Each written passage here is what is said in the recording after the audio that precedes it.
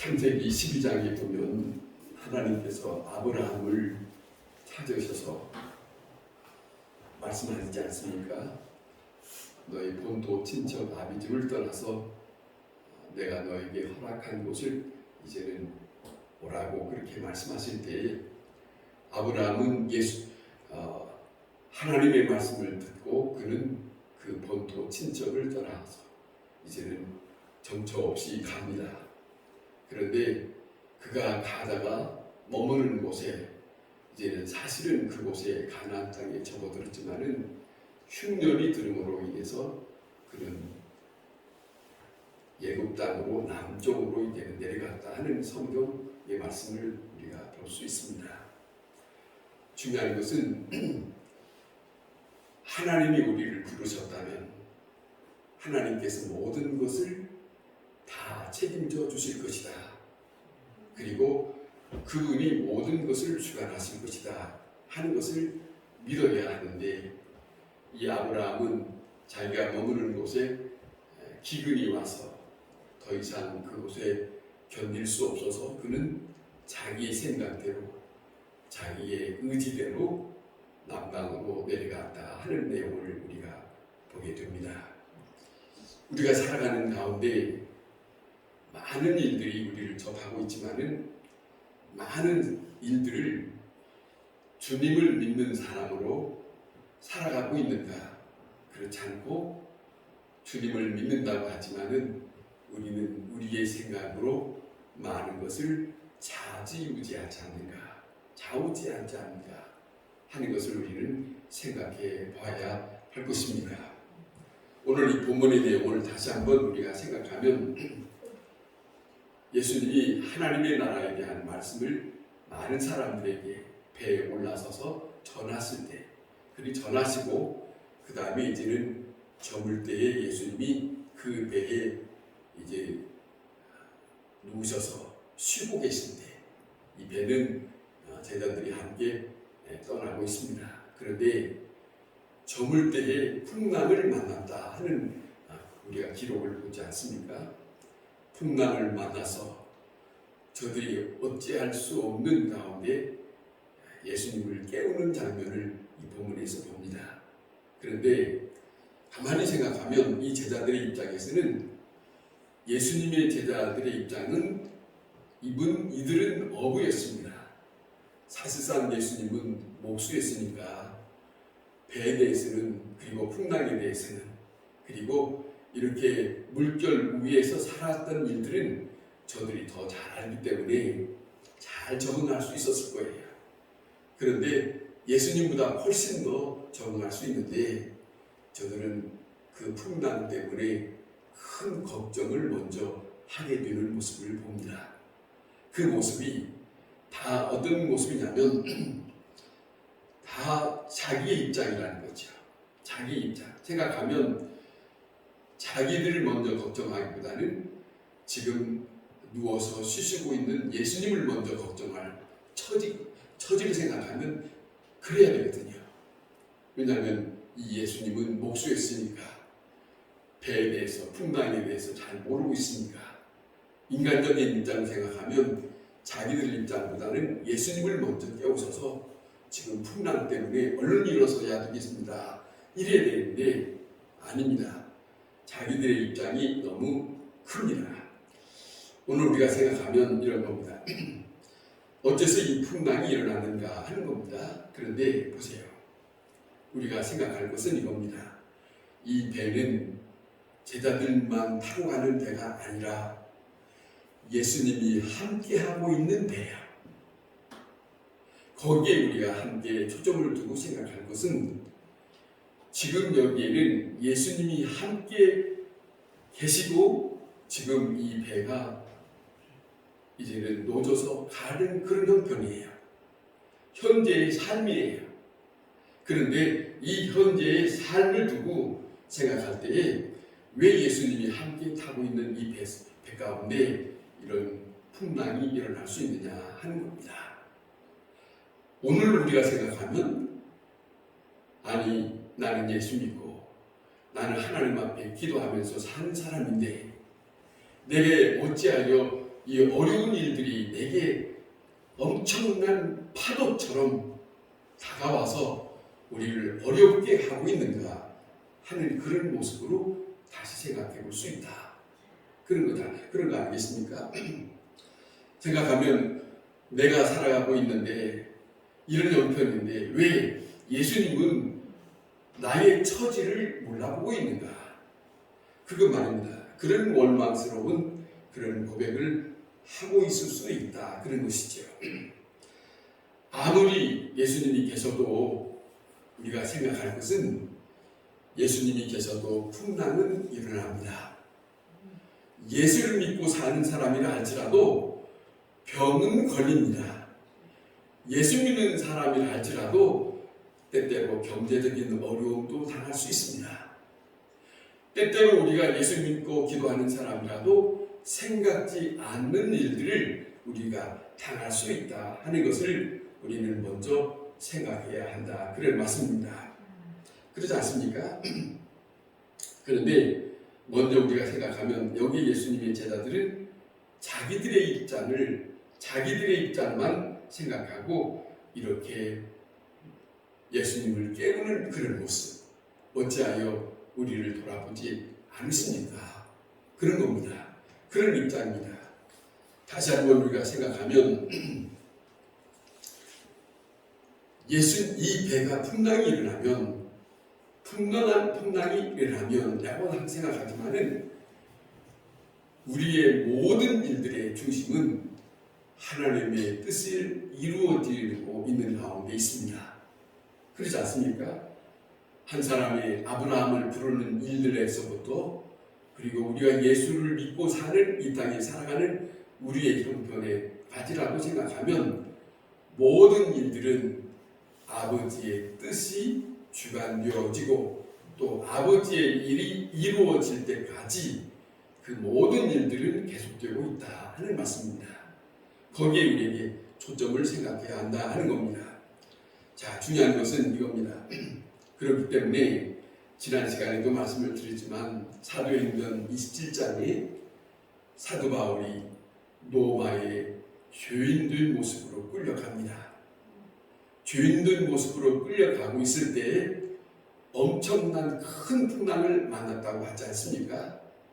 그런데 엄청난 풍랑을 만나고 있는 그 현실이지만 지금 이 사도 바울의 입장에서는 많은 사람들보다도 오히려 이 사도 바울은 더 당당했다.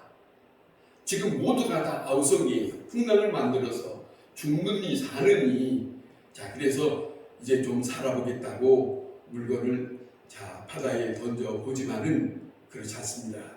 중요한 것은 사도 바울에게 들려오는 하나님의 음성 그 말씀이 다른 게 아니고 사도 바울의 개인적인 문제를 두고 말씀하시는 것이 아니라 사도 바울은 로마의 하나님의 말씀을 복음을 선포하는 입장으로 가야 하는 입장이 두고 있어요. 다시 말씀드리면 그의 인생은 하나님의 권한 속에 있다. 그렇기 때문에 지금 이 풍랑이 문제가 아니라 이 사도 바울에게 하나님의 입장이 달려있기 때문에 사도 바울이 당당하게 말할 수 있었던 것은 여러분 걱정하지 마시오. 풍랑이 일어나도 여러분에게 죽음이 없을 것이요. 왜?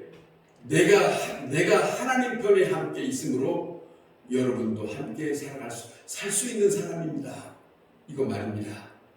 무슨 말이냐면 사도 바울은 사람들의 생각으로 외친 것이 아니고 이 모든 일들은 다 하나님의 주권 속에 있습니다.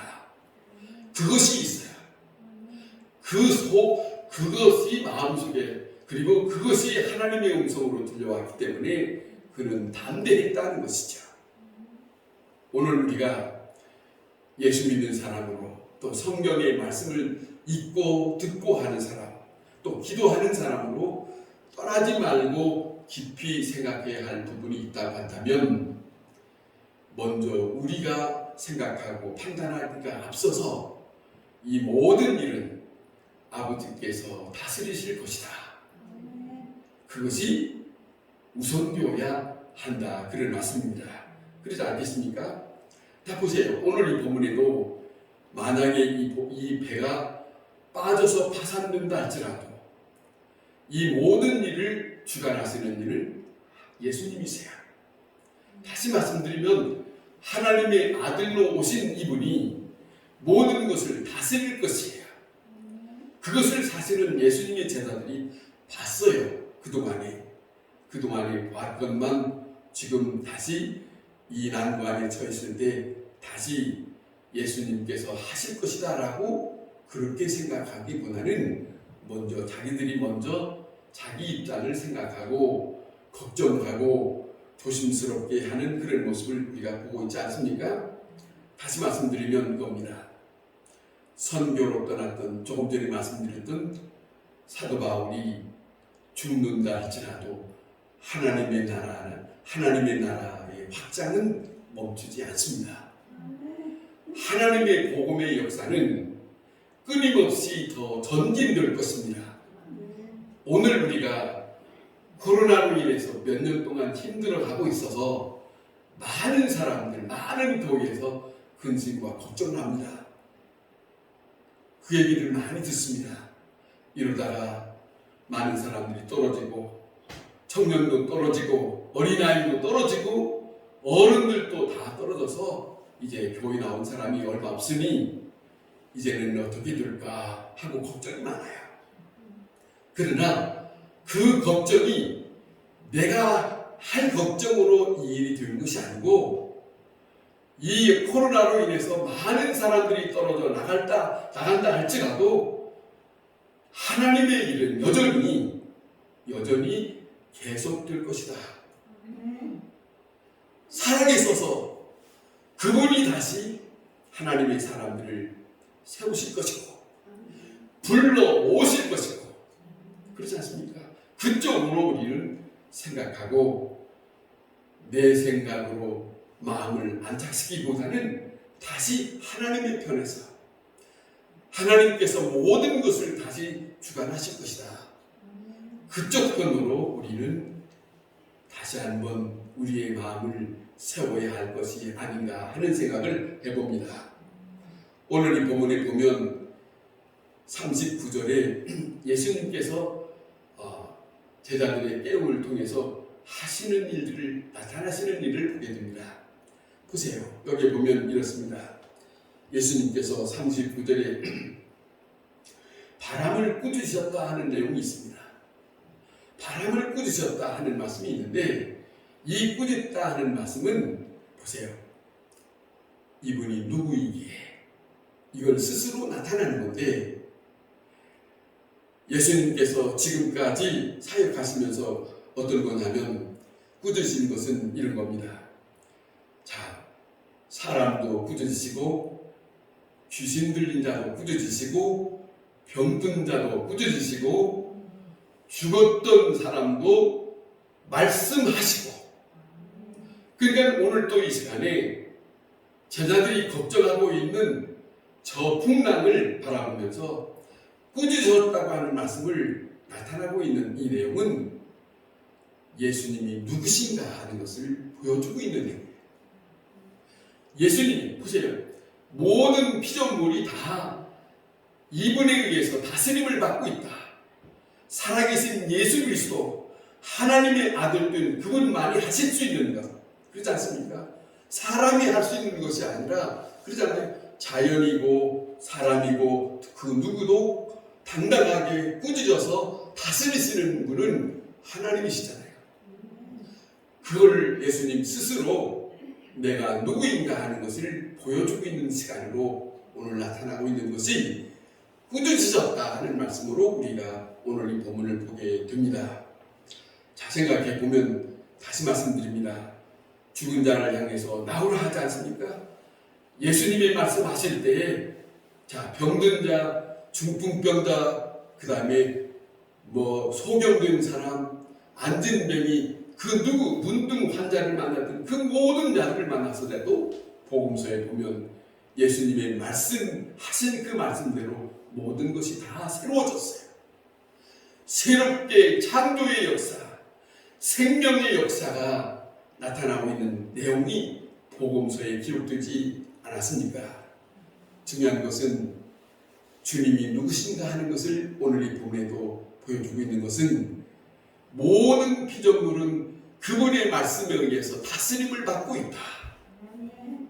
그것이 오늘도 우리가 믿고 의지할 분은 그 어떤 사람이 아니라 예수님이시다. 그 우리가 바라봐야 할 것은 항상 예수님이시다. 이것을 우리가 여기에 흔들려서는 안 된다 하는 말씀을 우리가 다시 한번 생각하게 됩니다.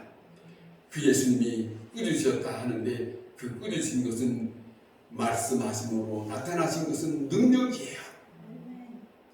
말씀으로 인해서 그 모든 것이 모든 것이 다 새롭게 다스림을 받고 있는 그 현실. 그렇지 않습니까? 아무리 귀신에 눌려서 힘들어 있다 할지라도 그들이 그 귀신에게 명하면 그 귀신이 벌벌 떨지 않습니까? 병마로 인해서 힘들었다 할지라도 예수님 앞에 오면 모든 사람들에게 자유함을 얻어서 자유롭게 돌아가는 걸 보여주지 않습니까? 주님이 바라시는 것이 무엇인가? 그거는 내가 먼저 우리에게 보여주신 것은 예수님이 누구신가 하는 것을 일깨워주고 있다는 것을 잊어서는 안 됩니다. 이걸 보고 예수님의 제자들이 이걸 보고 41절에 이렇게 기록되었습니다. 그들이 심히 두려워하여 서로 말하되 그가 누구이기에 바람과 바다도 순종하느냐 하는 거지. 바람과 바다도 순종하느냐. 저분이 누구이기에. 생각하면 그 당시에 가장 가깝게 있었던 사람들이 예수님의 제자들이 아니었습니까? 그러면 예수님의 제자들만은 저 예수님은 이런 분이야 라고 말할 수 있어야 하는데 가장 가깝게 있었던 사람, 이 예수님의 제자들이 그 말을 지금 현대에 그 말을 못하고 있다는 것이 조금 안타까운 거예요. 그렇지 않습니까? 오늘도 우리가 다시 한번 여기에서 보게 되면 이겁니다.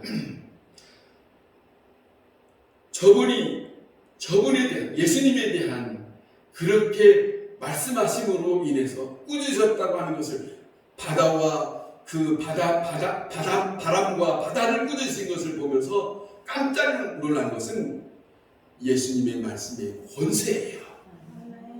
권세. 예수님의 말씀의 권세.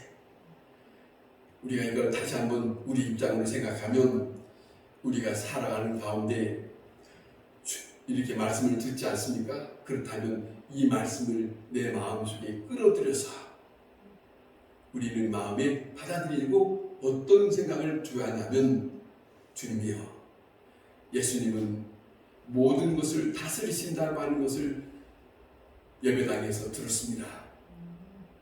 권세가 있으시고 능력이 있으시고 주님의 말씀이 임하시면 모든 것이 다 다스림을 받고 있음을 우리에게 듣게 하셨으니 내 꿈속에서도 나타나셔서 말씀하시옵소서.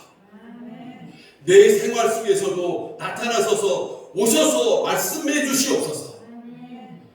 그것을 우리가 끌어들여야 할 거예요. 그것이 믿음이에요. 그렇지 않습니까? 엄청난 믿음을 얻기 위해서는 우리에게는 그 들으면서 말씀에 대한 것을 강하게 붙들고자 하는 마음이 우리에게 필요하다. 그것이 우리의 믿음 삶 속에 중요한 것이다 하는 것이에요. 이 사람이 누구이기에 이렇게 하는가 하는 것을 이 제자들이 하는 말을 우리가 함께 생각해 보세요. 중요한 것은 예수님에 대해서 다시 생각하게 하는 시간이에요. 생각하게 하는 시간이에요. 저들이 조금 전에도 하나님의 나라에 대해서 말씀을 들었지만 그 말씀을 듣는 시간을 가졌지만 듣는 시간으로 저 예수님이 누구인가를 받아들이지 못했어요. 불과 몇 시간 전이에요. 그런데도 불구하고 저들에게 새롭게 예수님 자신이 그들에게 나타내 준 것은 저들이 말하는 것처럼 무슨 권세로 저렇게 말씀하실 수 있을까? 이걸 다시 알게 하는 시간이 이 시간이었다 하는 말씀입니다. 이 시간을 통해서 저들이 예수님을 다시 새롭게 보게 되고 생각하게 되고 자, 저분이 누구인가 하는 것을 스스로 알게 하시는 그런 시간이었다. 그런 말씀입니다. 우리는 언젠가 그가 누구신가를 생각해야 합니다. 예수님이 누구신가 다시 한번 잃어버렸다면 그냥 듣고 끝나는 게 아닙니다. 분명하게 예수님이 누구신가 하는 것이 확실하게 믿어지거든. 그 중요한 거거든요. 믿어진다면 그 예수님을 내가 원해야 되지.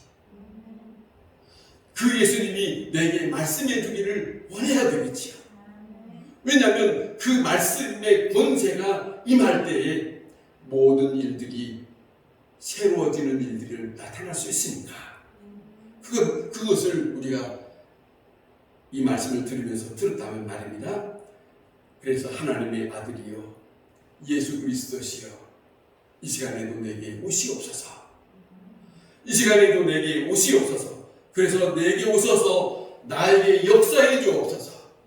내 심령에게 오셔서 새롭게 하시고 내 육신에게 오셔서 새롭게 다스려 주시고 내 생각을 새롭게 하여 주시옵시고 그거 말입니다.